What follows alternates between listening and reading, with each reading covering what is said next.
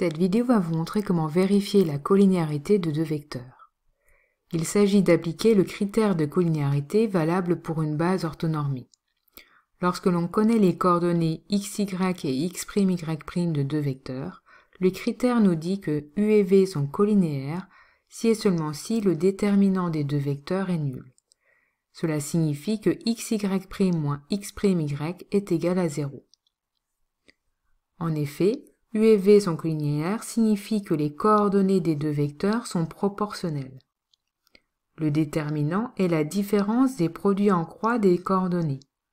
Quand cette différence est nulle, cela signifie donc que les produits en croix sont égaux et qu'il y a bien proportionnalité des coordonnées. Voyons un premier exemple. On souhaite vérifier la collinéarité d'un vecteur u de coordonnées 7, 6 et d'un vecteur v de coordonnées -10, 3. Nous allons donc commencer par écrire le déterminant des deux vecteurs. Le déterminant de u et v est égal à xu fois yv moins xv fois yu. Xu fois yv est égal ici à 7 fois 3, moins xv fois yu, qui est donc ici égal à -10 fois -6. Il reste maintenant à effectuer ce calcul. 7 fois 3 nous donne 21. On a ensuite le produit de deux nombres négatifs, -10 et -6. Cela nous donne donc +10 fois 6. Le moins est bien sûr la soustraction entre les deux produits en croix. 6 est égal à 2 fois 3. On peut donc simplifier l'expression fractionnaire par 3.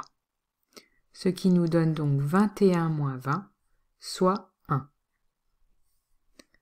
On finira ensuite par conclure sur la collinéarité des vecteurs ou non. Ici, le déterminant de u et v est égal à 1. Il n'est donc pas nul. On en conclut que u et v ne sont pas collinéaires. Passons maintenant à un deuxième exemple. Nous considérons u et v, cette fois-ci décomposés dans une base IJ orthonormée. La première chose à faire est de déduire les coordonnées de u et v de ces décompositions. U est égal à -9i plus 6j, on en déduit donc que ces coordonnées sont -9, 6. V, lui, est égal à -6i plus 4j, donc ces coordonnées sont -6, 4. On calcule ensuite le déterminant de ces deux vecteurs. Cela nous donne ici -9 fois 4, moins 6 fois -6. On effectue le calcul, cela nous donne -36 moins -36, autrement dit -36 plus 36, ce qui donne ici 0. Cette fois-ci, le déterminant est bien nul. On en conclut que u et v sont collinéaires. S'ils sont collinéaires, cela veut dire qu'il existe un réel k, tel que le vecteur v est égal à k fois le vecteur u. On peut trouver la valeur de k. Au niveau des coordonnées, la relation de collinéarité signifie que xv est égal à k fois xu et que yv est égal à k fois yu. Pour trouver k, il suffit donc de se concentrer sur l'une des coordonnées. Prenons par exemple les ordonnées.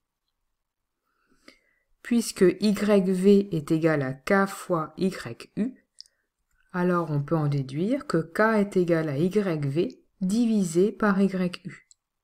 Ce qui nous donne ici 4 divisé par 6, soit 2/3.